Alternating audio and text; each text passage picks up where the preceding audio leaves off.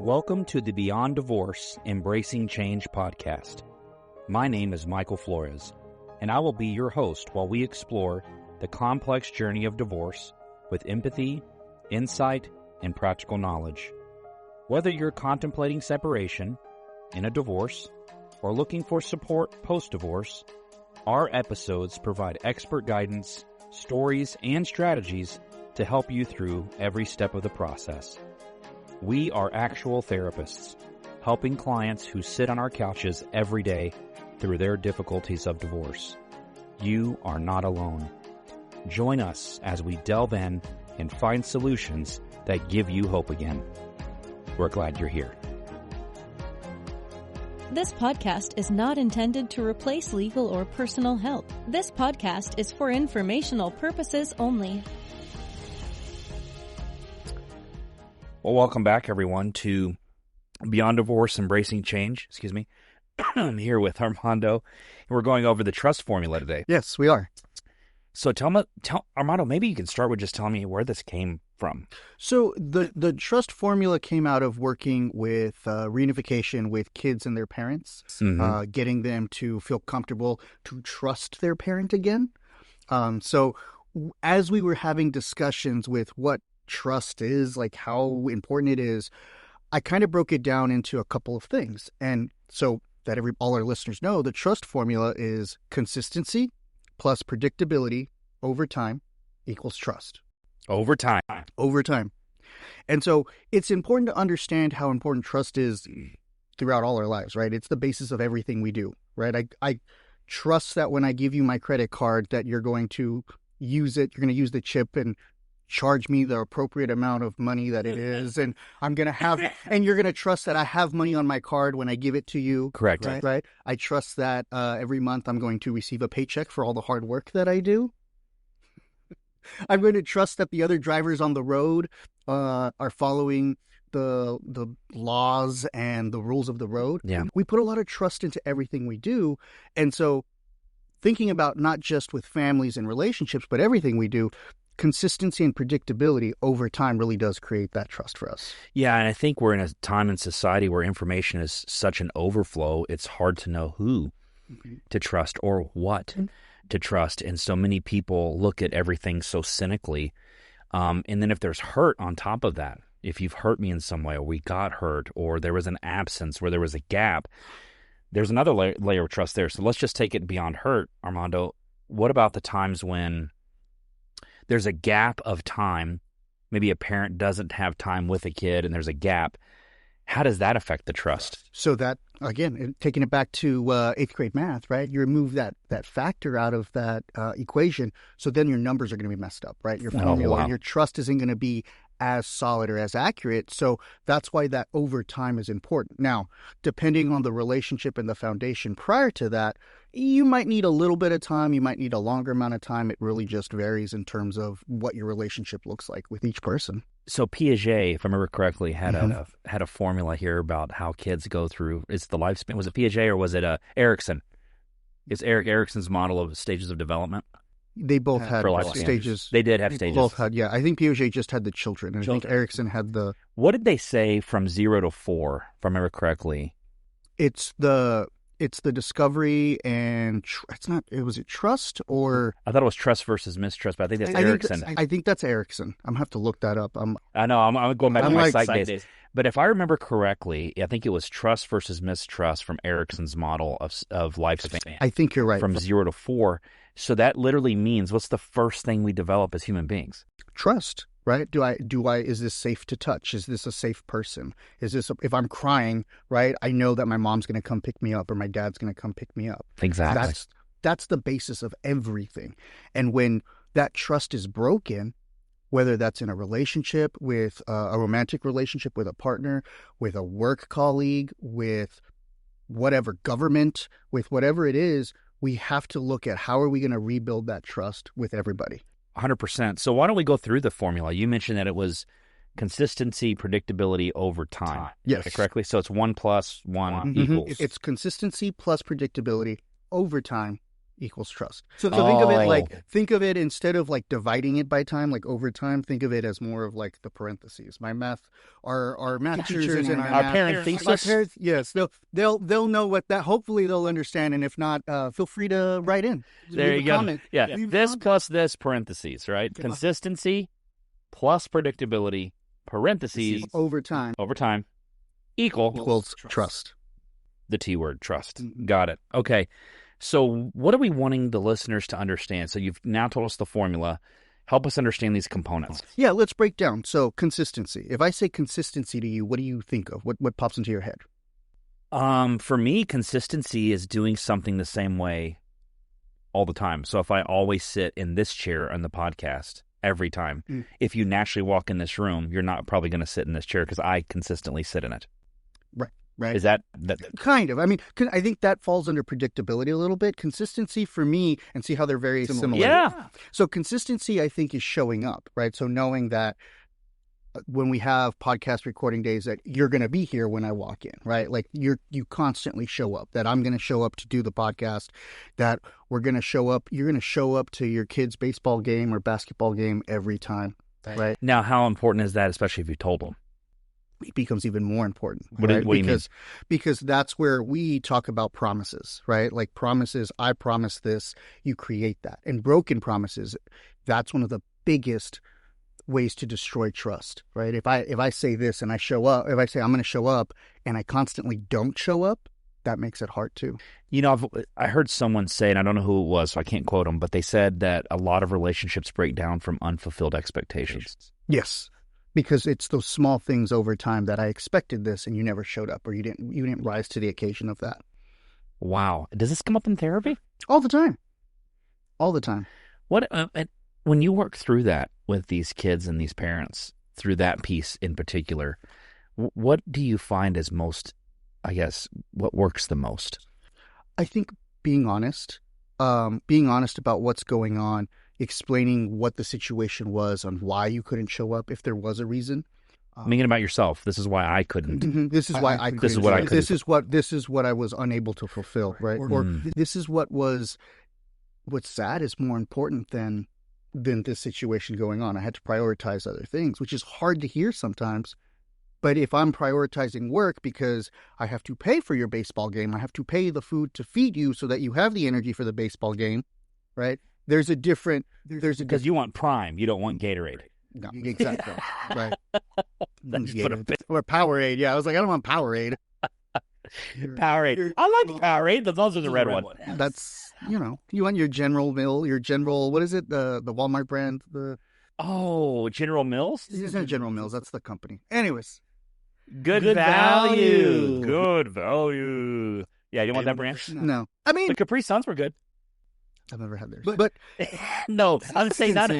Yeah, never mind. Consistently, right? If consistently we are going to get off track, and our listeners expect that, right? So we've become consistent about being off track. Sometimes. Okay. And consistent, but to that point though, consistency is not always a good thing. Sometimes it is a bad thing, right? Because sometimes consistently doing it bad. So can that same formula work then? You said consistency, predictability over time equals trust. But does it also work with mistrust? It gets perverted, right? It gets changed up that way. What do you mean? Yes. So it depends on what we're looking at, right? So because these components what are we looking at? Are we looking at the positives of these components or the negative? There it is. Yeah. It's all about mindset. You consistently never showed up. I could bank on the fact that you would never show up. This happened for 4 years of my life. Over time. Exactly. Mm-hmm. Mistrust. There's mistrust. Exactly. So if you're doing it the right way, so maybe we need to talk about those components of here's the right way, the positive way to fill in that form. So it is both. It's one of those things. It's a tool that you can use for good or for bad, depending on how you want to use it. Exactly. It's all in that most everything. Like a hammer's great, but you can hurt somebody with a hammer. You sure can. You can also build. You can build a home, or you can destroy a home. Mm-hmm. With a hammer. Mm-hmm. Same tool. Same thing. Got it. So that's consistency, always showing up. Predictability is aligning your words and your actions. So if I say I'm going to do something, I do something. Yeah. Right? So that's kind of aligning. Say and what you do match. Mm-hmm. Almost like the level of integrity, right? Absolutely. Yeah. That creates that that integrity. And it's not even just actions. It's behavioral, it's emotional, it's patience, it's routine and structure. Nice. The predictability is, I think a lot of people miss that part. Mm-hmm. Well, I'm consistent. I always tell them I love them. But do you always do that, right? How often do you? How do you fulfill that? How are you fulfilling I love you? Mm-hmm. Yeah, that next piece. Because it growing up every night, my dad would tell me good night, right, without fail, or my mom would come in and check on me. Like I could bank on that, I could bank on what's going on. And kids and spouses, everybody, that's what we look for. Are you predictable, right? Is that consistent? Or are you showing up? So this is actually like a relationship trust formula. Yes, I think so. That's awesome. Can we talk about marriage and relationships and how this plays into that? Absolutely. Let's go into that. So when you start dating somebody, right? You start dating somebody. What is one of the first things? Are they going to show up? Like if you get stood up, do they look like the picture? Well, I mean, yeah. Are they predictable? I haven't dated in forever. Are they predictable? Is their picture matching who they are? That picture was from 10 years ago. If I look that way, a little gray hair and a little bit extra pounds, not matching the photo. Is that consistent? That's starting it off bad right there. But it's not consistent. Okay, right. Or, you know what? Your picture and who you are in front of me matches. Right. Consistent, right? Consistency. Did you show up? Did you stand me up? Is it predictable? Every time we schedule a date, you're 45 minutes late. That's predictable. Or you're an hour early, you're 10 minutes early. Maybe not an hour early, but you're 5 minutes early. Predictable. Yeah. We actually tell if my family's listening to any of these podcasts, they're going to learn my trick. I always tell them like 30 minutes earlier than the time that it's supposed to be done. Because they've been so predictable and consistent with the fact that they always show up 30 minutes late. Because that you trust that I have to give you a little bit early time. I have one cousin, I'll tell him the actual time because he always shows up on time. But I have all these other people in my family. I tell them 30 minutes before. So if it's at 1:30, I'll tell them 1. I'm not going to say who I do that to in my family, but they know. If they're listening, shout out, hi. Shout out, hi.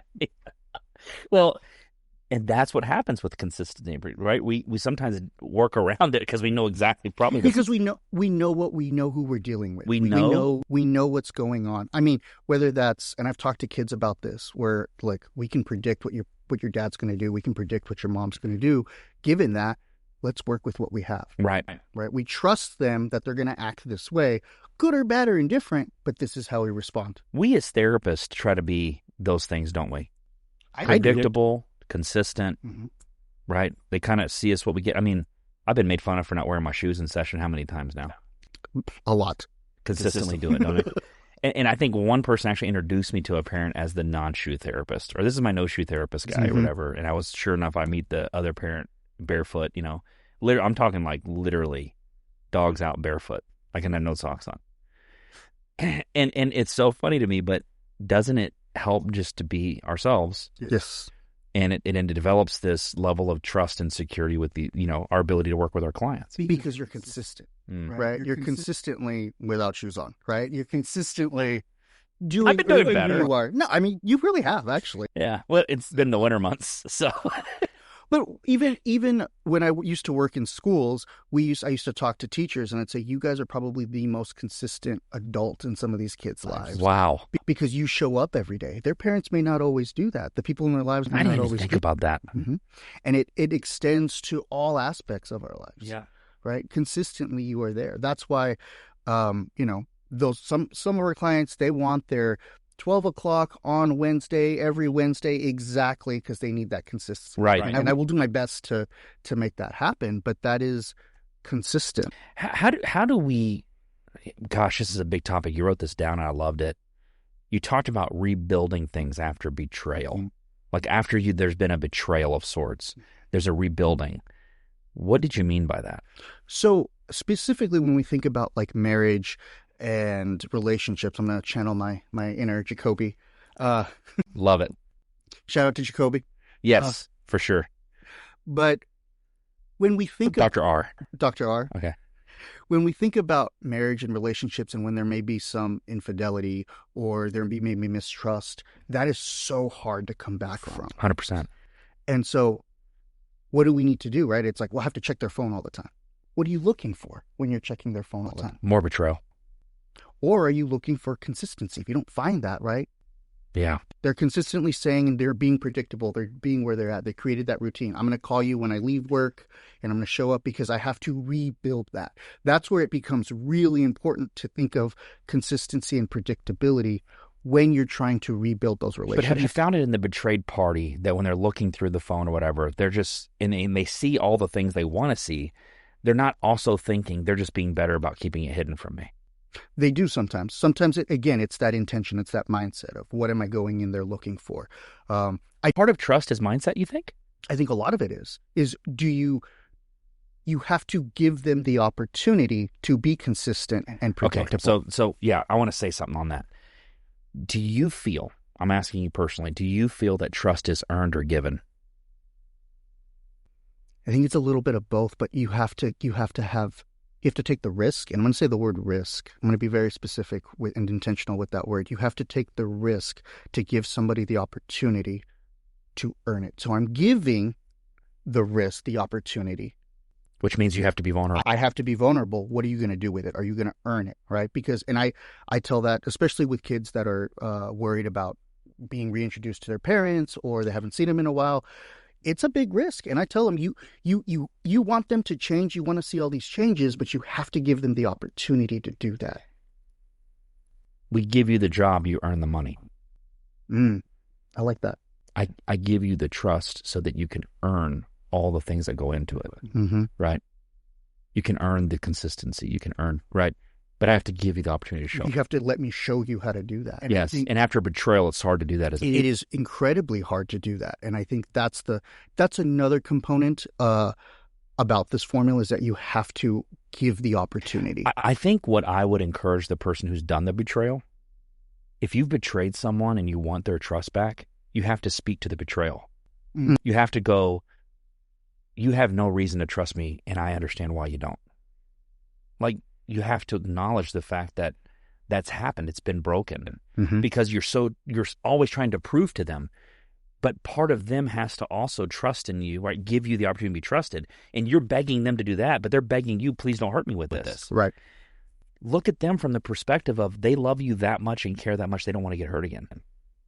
That's how painful the hurt that you've betrayed them with hurt them.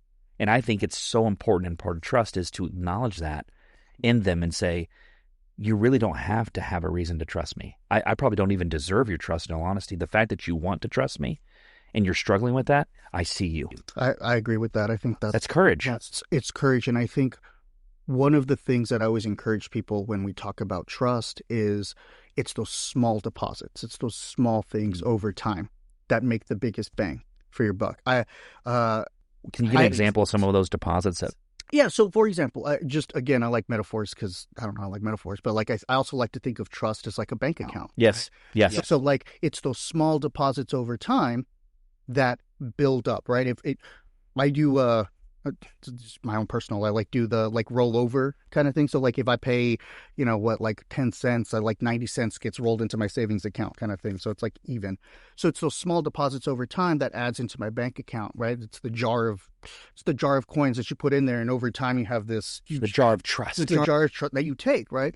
But it's those small deposits, and sometimes you take a withdrawal. That's right. And so you have enough, and you're like, okay, you have a withdrawal. Then you withdraw a little bit more. Well, you take a big enough withdrawal, and you don't have enough trust. What happens? If your bank account, if you over withdraw, what happens? Oh, there's a penalty. There's a penalty, right? You're in the negative. And not only do you have to pay back to get to zero, you have to do extra to get back to even where you were. You got to pay it with interest. And then there's another fee. And if you don't do it fast enough. But if we have trust, sometimes we have credit and we can spend our credit.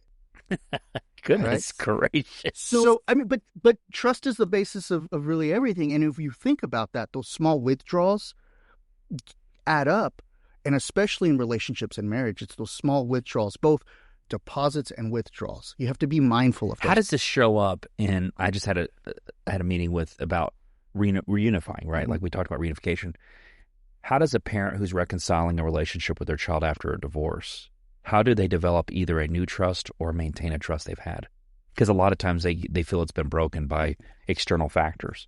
I think what it is you remain predictable of how you were before as best you can. Yes. Right? Just because you're not in the same home, or mom's not in the same home, or you're not in the same home, or you're not seeing them every day, when you do, are you still being the same version that they know you to be from before? Yeah. Michael, how many times have you heard like, oh, my dad changed after they married my stepmom, or my mom changed after they married my stepdad? I hear it all the time. Right? Their mental model, their predictability of who their parent is not matching. Their actions aren't matching like it used to. Yeah, the person I remember was this, and the person I'm being shown is this. So then it questions the consistency, and as time goes, it becomes that mistrust. Or the reverse, right? Oh, they're the same person that they've always been. Well, then you see a tug-of-war of both of them trying to pull each other into their change. I want you to fit into my experience of what I remember you as. No, I want you to fit into my experience of who I am. Or don't forget who I was. I'm still that person. Mm-hmm. But you have to show that. Oh. So I do this exercise with pretty much everybody that comes into my office, where I ask them, like, we do a little mini strengths exercise and strengths exploration, and I list all their strengths. And I always tell them, your job is to remember to be this person and add to this list. So as you do that, you are consistently being you, and you're not letting other people take that from you. And I think that's something to remember for us individually, right, that we need to be consistent of who we are, and we need to be predictable with ourselves. Right. I mean, sometimes people struggle, they have their own issues, and they become inconsistent with themselves and unpredictable with their actions. I can't believe I did that. I can't believe I'm doing this. And so even the trust in ourselves kinds of comes in question. So this formula is pretty universal and you can use it. You can kind of think about it and using it in all sorts of different ways. What are some examples of ways that you hope people would use this? I mean, I really hope that people would use it to really think about how their actions match their words. Yes. How their internal values, their external values match what they're doing and what they're saying. And that if you're off kilter a little bit, you're not congruent, you're not matching, that it's okay. Janan likes to say, give yourself grace. She does. And I think that's really important. I think parents' biggest complaints is how they're being seen versus the way they want to be seen. Well, how are you showing? How are you showing up? How are you showing up? Right? I mean, I told that to, I don't know how many times she'd get it on a hat, right? Like, the best thing you can be is just be a good parent. You know, this is really sad. I just thought of this. If how you're being seen is not the version of how you want to be seen, and you come and tell me that the way this child sees you is based on the influence of another parent, that means their words are stronger than your actions. How in the hell, excuse my language, did that other parent get that much power with their words over your actions? They had more trust, right? I trust what this other parent says about you more than I trust you. Oh. And the only way to break that is to show them over time that you are consistent and predictable, and this is who you are. I don't even know if there's any more to be said after that. I think that's pretty like right on the money. I mean, it really is. I really do think, right, how do you want to come across? It's really up to you, and you be consistent and predictable. But I think the very first thing is you have to be honest with yourself. You have to be honest with who you are and what you're presenting. Yeah, you're talking about, when you say honest with yourself, I'm hearing, let me just say what I'm hearing. Mm-hmm. I'm hearing you say being authentic and genuine. But I think you also have to know what the authentic, genuine version of you is. It's a scary person. A lot of people don't want to know that person is. Don't we wear hats and put on masks all the time? We do, but guess what? You take that off in the evening, and maybe even you don't, but it's going to catch up to you. Yeah, what was the Chinese proverb? There's 3 masks. You know, one we show the world, one we show just significant others, friends, family, spouses maybe, and then the other mask we only show to like maybe one other person. But then there's beneath all that, there's this real person, something like that. I got to go back and look. I might be misquoting it. You got a good Instagram. Your Instagram reel. Oh, you like my reel? Your Instagrams look different than mine. Your Instagram feed has different stuff than mine does. I'm not trying to quote Instagram, but I'm just saying. That's okay. Plug it in. Although now I have a social media idea, trust formula. Someone write that down. It's a great one. Someone write that down. It's a great one. And I like what you said today, going back to what you said in the trust formula. I like that you said it's about how you use it. Mm-hmm. Because like any tool, you can use it the wrong way. And I love that you've ended it with, you be honest with yourself, because that's how you're going to learn how to use the tool the correct way. Mm-hmm.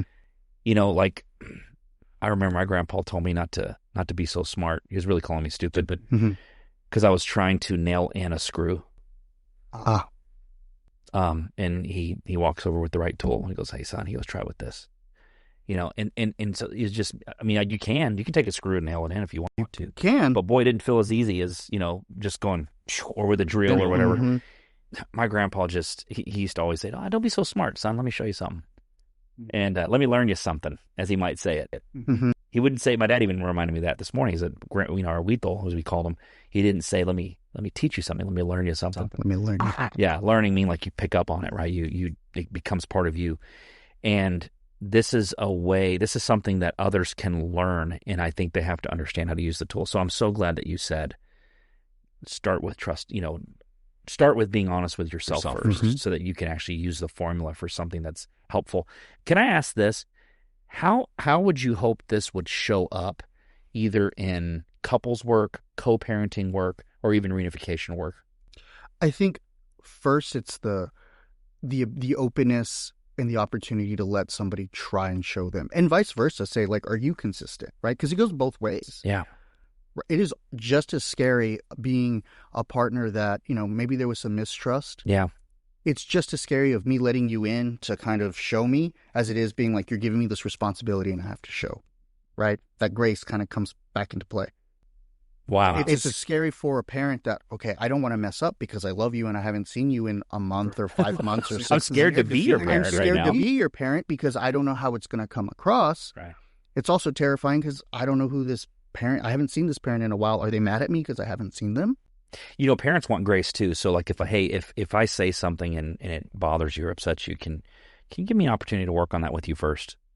Right? Before you triangulate the system and you run over the other parent. And yeah, I mean, it's parents want the grace, but so do the kids. Yeah. They're having to navigate things too. I think parents probably try not to intend on doing this, but forget about where the kid is in that process. And the kids, the trust with the children is so super important, isn't it? You said that earlier, and I think that probably hit home when you said that if the other parents' words are much stronger than the actions you're showing them, that means their words are more influential than your actions. They trust that. They trust those words more than they trust your actions. That was heavy. And so then I go, if I'm a parent interviewing you, I would ask you, so how do I change that? Be consistent. Be predictable, and over time we can talk about that child giving you the opportunity. I do that all the time where I'm like, okay, you had a small dinner with dad. How did it go? It went well. Okay, it went well. What went well? Was he consistent and predictable? Oh, you actually go through it. Oh, I actually do this in session, especially with children. We'll actually scale consistency and predictability individually with a kid, and then I'll like add it up. How has that made a difference in the therapy?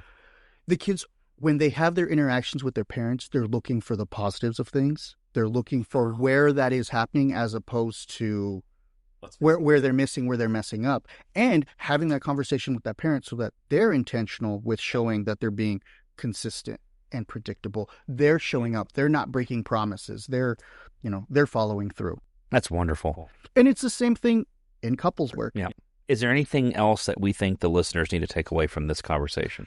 I think it's kind of a large, broad topic, but I think when you think about trust in your own life, whatever that looks like with work, with spouse, with children, kind of catch yourself being, am I being consistent? Am I being predictable? Is this the person that you trust the most in your life? How did they get there? I would wager they probably were consistent and predictable over time. At some level. On some level. They were there. That's wonderful. Armando, I can't thank you enough. This formula, I hope that you and I can just keep formulating it. That's all what you did there. You like that? Yeah. I want to do this more. You guys always come up with really unique ways of finding these little components within people and creating these little millimeter shifts, right? That transition people where they are to where they want to be. Mm-hmm. And it's so uniquely done. And I don't think you guys do it like anyone else. I've met a lot of people, talked to a lot of therapists, talked to a lot of courts and judges and attorneys and who you name it. I've been around lots of people, and I just, this is the stuff I'm talking about. Like, this is, I didn't see this in a book. I haven't seen this in a book. I hope it's not, and I took it from somebody. So if I did, I apologize. Write in and comment. Write in and comment. Comments. Well, no, I just haven't seen it. And so what I'm saying is it's impressive.